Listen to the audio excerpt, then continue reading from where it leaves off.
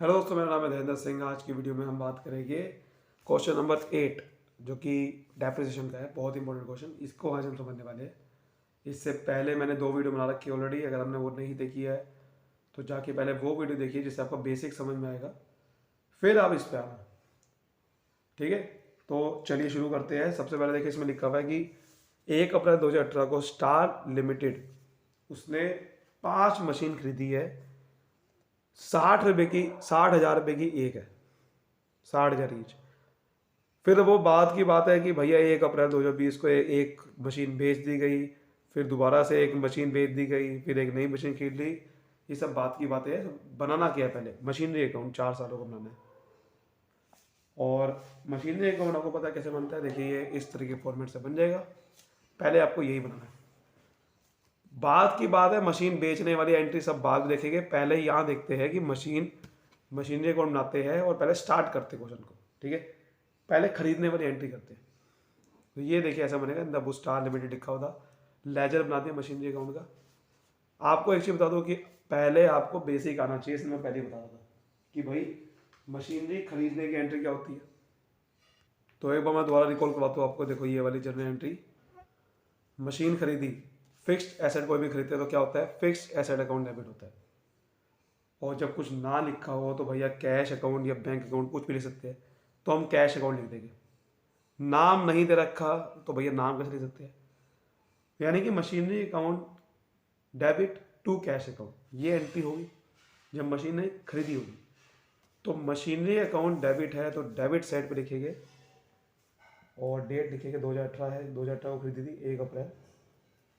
To cash account या bank account, तो to cash account ले सकते हैं, बैंक अकाउंट ले सकते हैं हम। 5 मशीन खरीदी। अब देखो, हम यहाँ पर 5 मशीन अलग अलग लिख सकते थे, 1 2 3 4 5 ऐसे।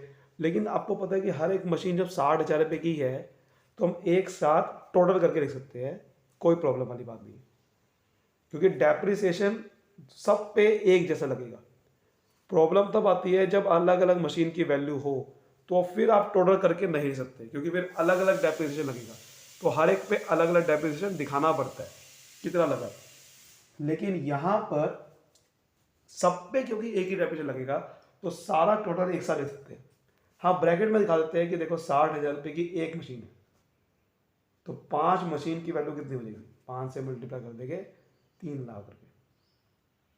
ठीक है, और डेप्रिसिएशन लगाना है। अब डेप्रिसिएशन लगाने का आपको पता तरीका क्या होता है भैया। जब डेप्रिसिएशन लगता है तो डेप्रिसिएशन अकाउंट डेबिट होता है, ये आपको पता होना चाहिए। और जो जो फिक्स्ड एसेट होता है वो क्रेडिट हो जाता है, क्योंकि वो वैल्यू कम होगी।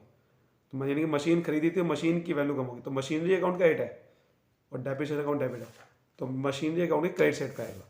कब लगता है डेप्रिसिएशन, साल की एंड में। और साल एंड कब होगा, 31 मार्च। ये क्वेश्चन में भी लिखा होगा, 31 मार्च को साल एंड होता है। नहीं भी लिखा हो तो आपको पता होना चाहिए कि अगर 1 अप्रैल स्टार्ट हो रहा है तो 31 मार्च को एंड होगा। तो 2019 अगले साल मार्च 31 को एंड होगा। और यहाँ लिखेंगे डेबिट क्या हुआ था, डेप्रिसिएशन, तो बाय करके लिखते हैं। यहाँ लिखेंगे बाय डेप्रिसिएशन अकाउंट। अब अलग अलग डेप्रिसिएशन नहीं लगाना पांचों पे, क्योंकि पांचों पे एक ही डेप्रिसिएशन लगना है। इसीलिए मैं कह रहा था कि एक साल लिख सकते हैं। हम ब्रैकेट में कहते हैं कि भैया पांचों पे कितना लगेगा डेप्रिसिएशन। पहले डेप्रिसिएशन देखना पड़ेगा कि रेट क्या दे रखा है, या कुछ निकालना तो नहीं पड़ेगा। उन्हें लास्ट में कहा है कि depreciation is charge at 10% per annum, यानी कि 10% लगेगा डेप्रिसिएशन सालाना।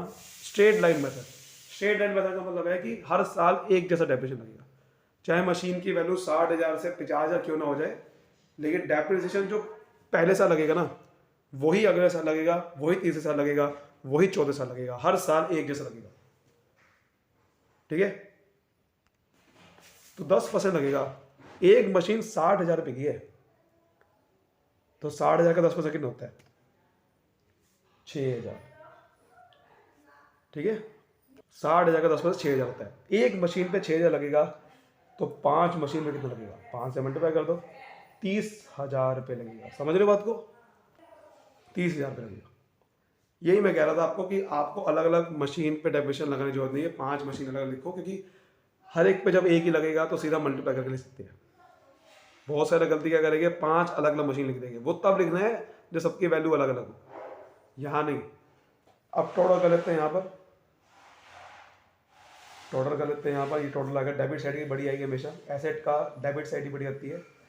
तो यहाँ भी 3 लाख, यहाँ भी 3 लाख आना चाहिए, बट यहाँ 3 लाख आ नहीं रहा है क्योंकि 30,000 पे डेबिटेशन लग गया। तो 3 लाख में 30 आ गए, 2,70,000। तो ये आ गया बैलेंस। बैलेंस आएगा मार्च 31 को ही, यहाँ लिखिए by balance CD carry down. और अगले साल ये क्या हो जाएगा, ब्रॉड डाउन। अगले साल कब होगा, अप्रैल 1 से स्टार्ट होगा, या अगले महीना अप्रैल 1 से स्टार्ट होगा 2019। और यहाँ लिखिए टू बैलेंस कैरी डाउन की जगह हो जाएगा BD ब्रॉड डाउन। अभी आपको कोई टेंशन लेने वाली जरूरत नहीं है क्योंकि मशीन अभी बेची नहीं। मशीन बेचने की बारी आएगी 2020 में, अभी तो 2020 आया ही नहीं है, तो इस साल मशीन नहीं बेचनी कोई भी। अब आपको डेप्रिसिएशन लगाना है। इस साल हमने ये पूरे मशीन को, पांचों मशीन को यूज़ करा, अब डेप्रिसिएशन लगाने की बारी आएगी। वह कब लगेगा, वही 31 मार्च को लगेगा। तो 2020 की लगेगा 31 मार्च को। फिर लिखेंगे वही बाय डेप्रिसिएशन अकाउंट। भैया 5 मशीन पे लगेगा ना, 5 मशीन, फिर वही लगेगा। स्ट्रेट लाइन मेथड का मतलब ये होता है कि वही वाला डेप्रिसिएशन लगेगा जो पहले साल लगा था, तो वही लगेगा। 6,000 पे लगेगा एक मशीन पे, पांचों मशीन पे 30,000। यही होता है स्ट्रेट लाइन का मतलब। स्ट्रेट लाइन मेथड का मतलब है कि आपको हर साल एक ही जैसा डेप्रिसिएशन लगाना जो पहले साल लगाया था, चेंज नहीं करना। समझ आ रही बात, चेंज नहीं करना, यही है, ठीक है। फिर टोटल करो जरा ध्यान से, दोबारा से डेबिट साइड टोटल करेंगे, 2,70,000 पे आ गया। यहाँ भी 2,70,000 पे आना चाहिए, बट आ नहीं रहा है। तो यहाँ जाएगा 30,000 माइनस करेंगे तो कितना आएगा, 2,40,000। और मार्च 31 यहाँ लिखेंगे बाय बैलेंस कैरी डाउन, और ये क्या हो जाएगा, brought down. To balance brought down 2,40,000। और अप्रैल 1, 2020। अब आपको यहाँ पर हाथ रोक देना है अपना, दोबारा से डेप्रिसिएशन कैलकुलेट अभी ना करना। अभी आपको हाथ रोकना है अपना, क्योंकि अब यहाँ पर क्वेश्चन में ट्विस्ट हो गया। वो कह रहा है कि 1 अप्रैल 2020 को वन ऑफ द मशीन वो sold at a loss of 8,000 पे। कोई एक मशीन, 5 मशीन में से कोई एक मशीन बेच दी गई 8,000 के नुकसान पे। इसका क्या मतलब है, आपको समझना पड़ेगा। पहले मशीन खरीदने की एंट्री क्या होती है और बेचने की एंट्री आप समझनी पड़ेगी आपको साथ साथ, ठीक है। देखो खरीदने की एंट्री तो आपको पता ही ये वाली थी कि भाई ये खरीदेगी। बेचने की एंट्री क्या होती है, तो देखो बेचने की एंट्री क्या होती है। बेचने की एंट्री ये होगी कि बेसिकली आपने जब खरीदी थी तो जो अकाउंट आपने डेबिट किया था, तो जब आपको बिक गई वो, तो ये अकाउंट बंद कर देंगे, सिंपल। मतलब आपने बेसिकली जब ये अकाउंट खोला था, मशीनरी अकाउंट खोला होगा तो डेबिट किया था, जब बेचेंगे तो क्या करेंगे, क्रेडिट। क्योंकि जब भी आप कोई भी फिक्स एसेट खरीदते हो तो डेबिट करते हो, बेचते हो तो क्या करते हो, क्रेडिट। अब आएगा क्या, जब बेचेंगे तो पैसा आएगा, कैश आएगा या बैंक अकाउंट डेबिट होगा, तो कैश या बैंक अकाउंट डेबिट होगा। अब लेकिन सिंपल ये एंट्री होती है, बट ऐसा होगी नहीं, क्योंकि ऐसा तो नहीं होगा ना जितने की मशीन खरीदी उतने की बेच दोगे आप। या तो प्रॉफिट में बेचोगे या लॉस में। प्रॉफिट में बेचना हो सकता है वैसे तो, लेकिन अगर लॉस में बेच दिया तो क्या होता है, दोनों केस समझते हैं। सिंपल एंट्री बेचने की होती है, लेकिन अगर प्रॉफिट में बेचा तो क्या होगा, तो देखिए कैश अकाउंट फिर भी डेबिट ही होगा, कैश अकाउंट फिर भी डेबिट ही होगा। और फिर क्या होगा दोबारा से, तो बेसिकली बेसिक एंट्री तो ये होगी, लेकिन इस कैश अकाउंट में प्रॉफिट भी इंक्लूड होगा। मैं एग्जांपल के अमाउंट लिख रहा हूँ, सपोज करो 60,000 की मशीन थी, तो 60,000 की मशीन बेची तो सिंपल एंट्री ये होनी चाहिए। बट कई बार क्या होगा, 60,000 की मशीन 60,000 पे नहीं बेची, 70,000 बेची मान लो, तो पैसा तो 70,000 आएगा ना, लेकिन मशीन तो भैया 60,000 की थी, तो मशीन अकाउंट तो 60,000 से क्रेडिट होगा। 70,000 से कैसे हो जाएगा, मशीन तो 60,000 की थी ना। तो बाकी जो 10,000 रुपये एक्स्ट्रा मिला वो प्रॉफिट था, और वो प्रॉफिट इनकम होती है, क्या होगी, क्रेडिट। तो यहाँ लिखेगा क्रेडिट साइड में to profit on sale of machine या वो फिक्स्ड एसेट, क्योंकि मैं तो नाम या फिक्स एसेट लिख रहा हूँ ना, वो कुछ भी फिक्स एसेट हो सकता है। 10,000 ऐसे होती है प्रॉफिट की एंट्री। लॉस की एंट्री क्या होगी, लेकिन जब लॉस में बेची। इस बार क्या है कि मान लो मशीन बेची लेकिन 60,000 की नहीं, 50,000 की बेची, तो एंट्री कैसे होगी भैया? अगर 60,000 की मशीन 50,000 बेची है तो पैसा कितना आएगा? 70,000 का आएगा, 50,000 का आएगा। और फिक्स्ड एसेट तो 60,000 ही थे ना, मशीन तो 60,000 की क्रेडिट होगी, क्योंकि मशीन तो 60,000 की थी ना। पैसा भले ही कम आया है लेकिन मशीन तो 60,000 की थी। बाकी 10,000 का जो नुकसान हुआ आपको, जो पैसा नहीं मिल पाया, वो डालते हैं डेबिट साइड पे। नुकसान डेबिट होता है और यहाँ लिखेंगे loss on sale of fixed asset account. यहाँ जगह कम पड़ गई है 10,000। समझ रहे हो? इस तरीके से एंट्री होती है। और यहाँ पर क्वेश्चन में कुछ ऐसे ही हुआ है, ध्यान से देखो। क्वेश्चन में कुछ ऐसे ही हुआ है। क्वेश्चन में ये कह रहा है कि 1 अप्रैल 2020 को जो एक मशीन थी उसको बेचा गया, बट लॉस में बेचा गया, 8,000 के नुकसान में बेचा गया। तो अगर नुकसान में बेचा गया है तो मुझे बताओ उसकी एंट्री क्या होगी? Cash account debit. इसको समझना पड़ेगा कितने का था। टू क्या? Machinery account. अब मुझे बताओ मशीनरी, एक मशीन कितने की थी भैया? 60,000 रुपये की एक मशीन थी। तो मशीन जो अकाउंट क्रेडिट होगा वो कॉस्ट वैल्यू भी होता है। कितने की कॉस्ट थी? 60,000 रुपये की थी, लेकिन पैसा तो आपको कितना है मेरे भाई? देखो 60,000 रुपये यहाँ पर क्रेडिट नहीं होगा। अब मेरी बात ध्यान समझो, यही आप गलती करते हो, क्योंकि 60,000 रुपये की तो 1 अप्रैल 2018 को थी। क्या हर साल मशीन की वैल्यू डाउन नहीं कर रहे थे हम? हर साल डेप्रिसिएशन नहीं लगा रहे थे मशीन पे? पहले साल मैंने हर एक मशीन पे 6,000 रुपये डेप्रिसिएशन लगाया। तो क्या अगले साल 2019 में मशीन की वैल्यू 60,000 रुपये की थी? नहीं मेरे भाई, नहीं।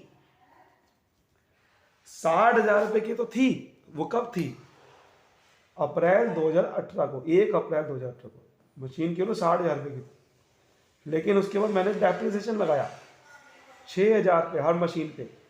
अब मान लो कि कोई एक मशीन थी, एक मशीन को बेचा ना आपने, तो एक मशीन को पकड़ रहे, 6,000 रुपये डेप्रिसिएशन लगा, तो अगले साल 1 अप्रैल 2019 को उसकी वैल्यू कितनी होगी? 6,000 कम करके 54,000 रुपये होगी। यहाँ पर उसकी वैल्यू 54,000 रुपये हो चुकी है, 60,000 नहीं रही। फिर उसके बाद दोबारा डेप्रिसिएशन लगा 6,000 रुपये, यानी कि फिर दोबारा लगा डेप्रिसिएशन। अब इसकी वैल्यू कितनी होगी? 48,000। यानी कि अब 1 अप्रैल 2020 को उसकी वैल्यू 48,000 हो चुकी है। 60,000 रुपये की नहीं थी, तो यहाँ पर 60,000 नहीं लिखेंगे। उसकी कॉस्ट अब कितनी है अभी मशीन की? 48,000 है। ध्यान समझ लो बात को, 60,000 रुपये ना लिख देना एंट्री में। अब उसकी कॉस्ट कितनी है? 48,000। जब हम ये बेच रहे हैं मशीन, इस डेट पे कॉस्ट देखनी है, पुरानी वाली कॉस्ट नहीं, इस डेट पे कितनी कॉस्ट थी? 48,000 की कॉस्ट थी। लेकिन पैसा कितना मिला? लॉस कितना हुआ आपको? 8,000 के नुकसान में बेचा है वो कह रहा है। यानी कि 48,000 का 48,000 नहीं मिला, 8,000 रुपये कम मिला, यानी कि 40,000 रुपये मिला। तो बाकी का जो 8,000 रुपये नहीं मिल रहा वो कहाँ डाल देंगे? डेबिट कर देगी। नुकसान डेबिट करते हैं, loss on sale of machinery account. 8,000 रुपये जो नुकसान हुआ, ये एंट्री को पोस्टिंग करनी है आपने बस। तो पहला तो ये एंट्री की पोस्टिंग करते हैं। देखो ये तो मैंने जो एंट्री करी है ये बेसिकली मैंने इकट्ठी करी है। इसकी कंपाउंड, ये कंपाउंड एंट्री बोलते हैं इसको। अलग अलग देखें तो कैसे एंट्री करी होगी? पहले मैंने कैश अकाउंट डेबिट किया, टू मशीनरी अकाउंट किया। कैश कितना मिला? 40,000 रुपये। तो मशीनरी को भी 40,000 रुपये पहले मैंने क्रेडिट किया होगा, पहले ये करी होगी इसकी भी एंट्री। फिर लॉस वाली अलग से एंट्री करी होगी, loss on sale of machinery account debit 8,000 रुपये का, और टू मशीनरी अकाउंट फिर दोबारा से 8,000 रुपये। मशीनरी अकाउंट टोटल 48,000 तो क्रेडिट किया, लेकिन वो मैंने टुकड़ों में किया होगा। जितना पहले पैसा मिला उसकी अलग एंट्री करी होगी, फिर लॉस वाले की जो पैसा नहीं मिलता वो अलग एंट्री। इन दोनों को मिला के मैंने सीधा 48,000 क्रेडिट किया। अलग अलग पोस्टिंग करेंगे। तो पहले ये पोस्टिंग करते हैं, मशीनरी अकाउंट क्रेडिट है तो क्रेडिट साइड पे आएगा, डेबिट क्या है? कैश अकाउंट, तो क्रेडिट साइड पे आएगा। किस डेट को बेचा है भैया? इसी डेट को बेचा है, तो 2020 लिखूंगा, अप्रैल 1 लिखूंगा। और डेबिट क्या होता है? बाय कैश अकाउंट, तो बाय कैश अकाउंट लिख दिया। यहाँ लिखिएगा ब्रैकेट में सेल हुआ है, 40,000 मिला, समझ गए? 40,000 मिला है। और फिर दूसरी पोस्टिंग करते हैं। दूसरी पोस्टिंग क्या है, दोबारा मशीन अकाउंट क्रेडिट हुआ, लेकिन डेबिट क्या हुआ, loss on sale of machine. तो यहाँ लिखिएगा अप्रैल 1 by loss on sale of machinery account 8,000। समझ गए, ये होता है। क्लियर। लेकिन मेरे भाई अब यहाँ पर अब क्या करें, यहाँ पर अब क्वेश्चन क्या ख़त्म हो गया, नहीं अभी तो स्टार्ट हुआ है। क्योंकि अब देखो 2,40,000 रुपये पे 60,000 रुपये की जो 48,000 की मशीन थी, ये तो मशीन बेच दी 48,000 की, बाकी जो बची उसका क्या होगा, उसके ऊपर डेप्रिसिएशन लगेगा दोबारा से, जैसे पहले लगता आ रहा था, जैसे हर साल डेप्रिसिएशन लगता है वैसे यहाँ पे तो लगेगा। भाई ये जो मशीन बिक गई वो तो बिक गई, बाकी जो बच गई उसके ऊपर क्या लगेगा, डेप्रिसिएशन। और कब लगेगा, साल के एंड में। साल कब एंड होगा, 31 मार्च, 1 अप्रैल से स्टार्ट हुआ है ना, क्योंकि और अगले साल 2021 में मार्च 31 को डेप्रिसिएशन लगेगा। और यहाँ लिखिएगा बाय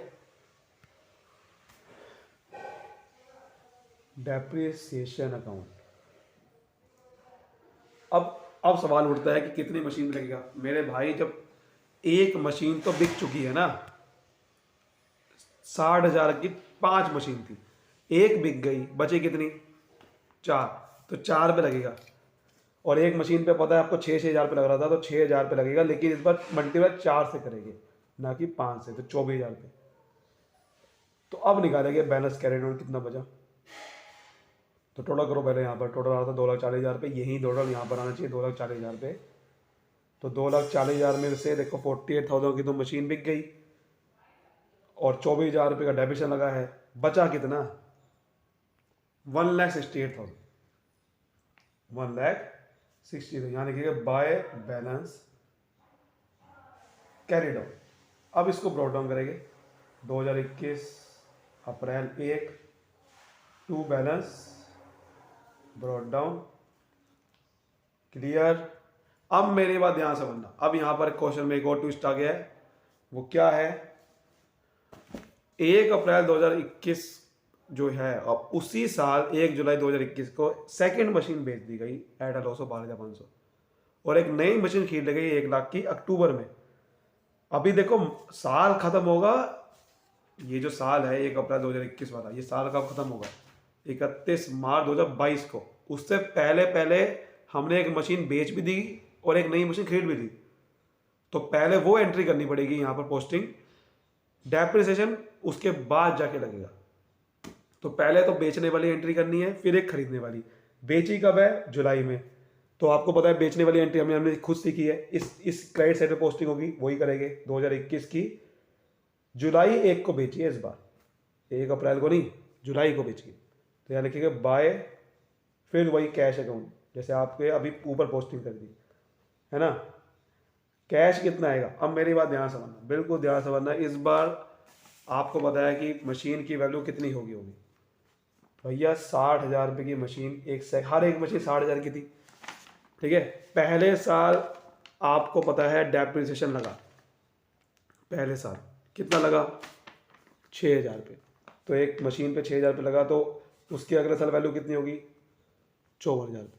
ये वैल्यू कब की है, 2019 की। फिर उसके बाद फिर डेप्रिसिएशन लगा 6,000 रुपये, फिर उसकी वैल्यू कितनी होगी, 48,000, जो कि हमने अभी देखा था 2020 में जब मशीन बेची थी तो उसकी वैल्यू कितनी होगी। लेकिन फिर 2020 में दोबारा डेप्रिसिएशन लगा, यहाँ पर लगाया था, तो अब जो डेप्रिसिएशन लगा उसकी वैल्यू कितनी होगी, 44,000। यानी कि 2021 में 1 अप्रैल 2021 में इसकी वैल्यू कितनी होगी, 48,000 होगी। लेकिन 1 जुलाई को बेची है मशीन, 1 अप्रैल को नहीं। पिछली बार क्या हुआ था कि 1 अप्रैल को ही बेची थी, तो हमने सीधा डायरेक्ट लॉस निकाल दिया और पैसा निकाल दिया, कितना आया। डेप्रिसिएशन की तो बात ही नहीं हुई, क्योंकि 1 अप्रैल को ही बेच दी गई। तो यहां पर कोई गैप नहीं है, जब साल स्टार्ट हुआ था जब बेची है, बट यहां पर गैप बहुत बड़ा है, क्योंकि ये जो वैल्यू है ये कब की है, ये वैल्यू कब की है, 1 अप्रैल की है, बट बेची तो जुलाई को है ना। तो उसके बीच में जो इतने महीने का गैप है, उसका क्या, उसका भी तो डेप्रिसिएशन लगेगा, क्योंकि मशीन बेच दी गई है। हालांकि आपको पता है कि डेप्रिसिएशन लगता है साल की एंड में, लेकिन जब मशीन बेचते हैं तो उस बेचने के टाइम में मैं कैलकुलेट करना चाहता हूँ कि उसकी वैल्यू कितनी है, उसे बुक वैल्यू बोलते हैं। डेप्रिसिएशन निकालने के लगने के बाद जो वैल्यू होती है उसे बुक वैल्यू बोलते हैं। ये बुक वैल्यू है, ये भी बुक वैल्यू है, ये भी बुक वैल्यू। बुक वैल्यू मतलब कॉस्ट में से डेप्रिसिएशन माइनस करने के बाद जो वैल्यू आती है। तो मैं ये देखना चाहूंगा कि उस समय उसकी वैल्यू कितनी थी, ताकि मैं ये निकाल सकूं कि भैया मेरे में पैसा कितना आया होगा या लॉस कितना हुआ होगा। मुझे बहुत ज़रूरी है वो कैलकुलेट करना, क्योंकि मुझे अगर पता ही नहीं होगा कि मशीन की वैल्यू थी कितनी 1 जुलाई को, तो मैं कैसे पता करूंगा कि उस समय लॉस मुझे कितना हुआ था। मैं कैसे पता करूंगा कि लॉस निकालने के लिए मुझे क्या करना पड़ता है, मुझे मेरे पे पैसा कितना आया, सेल का पैसा कितना है, सेल वैल्यू, और कॉस्ट कितनी की थी वो माइनस करना पड़ता है। कॉस्ट नहीं बल्कि बुक वैल्यू उस समय कितनी की थी। समझ रहे हो बात को? बुक वैल्यू यानी कि उस डेट को उस वैल्यू कितनी थी, तो वो डेट की वैल्यू कितनी थी वो निकालने के लिए मुझे डेप्रिसिएशन पहले माइनस करना पड़ेगा। अब देखना पड़ेगा कि 1 अप्रैल से लेकर जुलाई 1 तक कितना डेप्रिसिएशन लगेगा। अप्रैल का पूरा महीना कितना पड़ेगा, अप्रैल मई जून। जुलाई 1 को तो बेच दी गई ना, जुलाई का महीना नहीं कैलकुलेट करना। तो अप्रैल मई जून 3 महीना, तो 3 महीने का डेप्रिसिएशन कितना होगा। जब पूरे साल का 6,000 रुपये का है डेप्रिसिएशन, तो 3 महीने का कैलकुलेट करने के लिए पहले आप ये जो पूरे साल का है ना, तो पहले पूरे साल से डिवाइड कर दो, तो 1 महीने का आ जाएगा। यानी कि 12 महीने का डेप्रिसिएशन है, ये 6,000 रुपये क्या है, 12 महीने का। तो 12 महीने का है, तो अगर मुझे 1 महीने का कैलकुलेट करना है तो पहले 12 से डिवाइड कर दो, और अगर कितने महीने का निकालना है उसे मल्टीप्लाई कर दो। 3 महीने का निकालना है तो 3/12 करेंगे, ठीक है। तो निकाल लो उसका, 12 से 12 5 जा 1500 आ गया। तो 1500 पहले माइनस करना पड़ेगा, तो ये समझ में आ जाएगा कि उस डेट की वैल्यू कितनी थी, 42,500। तो ये आ जाएगा 1 जुलाई वो वैल्यू। अब देखो वो कह रहा है कि 12,500 के नुकसान में बेची गई है। कई बार नुकसान देगा नहीं ना, इन्होंने दे दिया क्वेश्चन में 12,500 के नुकसान में बेची गई है। तो भैया आपको पता है कि लॉस आपका 12,500 है, सेल वैल्यू पता नहीं, ठीक है। बुक वैल्यू आपको पता है 42,500 की है, तो सेल वैल्यू कैलकुलेट कर लोगे, ये इधर चल जाएगा, प्लस में हो जाएगा। तो 12,500 प्लस 42,500 सेल वैल्यू, तो कितनी आ गई, ये आ जाएगी आपकी 55,000। 55,000 की इसका मतलब आपने जो सेल है वही होगी। ओ सॉरी, बेसिकली देखो ये तो 12,500 को नुकसान में बेची है ना, तो माइनस में लिखना था इधर, तो ये माइनस आएगा इधर। तो ये 42,500 की तो मशीन की बुक वैल्यू थी, उसको 12,500 माइनस करना पड़ेगा, तब आएगा सेल वैल्यू। तो 12,500 माइनस करोगे तो कितना आएगा, ये 28,000 रुपये आएगा। 28, समझ रहे हो? तो 28,000 पैसा मिला होगा, तो यहाँ पर 28,000 रुपये आएगा, ठीक है। 28,000 रुपये आएगा। और इसकी अब देखो एंट्री क्या होगी, जो मैं आपको एंट्री बता रहा था, इसमें यहाँ पर एक एंट्री में एक और बदलाव आ जाएगा। क्या आ जाएगा देखो, वो ये आ जाएगा कि सबसे पहले आपने कैश अकाउंट डेबिट किया था, फिर आपने loss on sale of machinery account भी डेबिट किया था क्योंकि नुकसान था। लेकिन अब डेप्रिसिएशन भी लगा है, उसी डेट को डेप्रिसिएशन लगा है, तो डेप्रिसिएशन जितना लगा है, जितने 3 महीने का लगा है, वो भी डेबिट होगा इस बार। फिर टू मशीनरी अकाउंट आएगा। अब आप ध्यान से देखो, मशीनरी की बुक वैल्यू थी 42,500, यही वैल्यू आनी चाहिए। 42,500 की वैल्यू देखो ऊपर निकाली थी, उसमें से पैसा कितना मिला, अभी हमने निकाला है 28,000 रुपये। लॉस कितना हुआ, 12,500। डेप्रिसिएशन कितना लगा, क्योंकि कैश अकाउंट में तो 28,000 रुपये है, लॉस 12,500 का था, डेप्रिसिएशन था 1,500 का, वो 1,500 यानी कि अब आप देखो इसको जब आप प्लस करोगे तो यही आएगा, समझ रहे हो, यही आएगा। तो पैसा 28,000 रुपये मिला, ये आया, और ये 28,000 रुपये निकालने के लिए आपने डेप्रिसिएशन क्योंकि माइनस किया था, तो वो इसलिए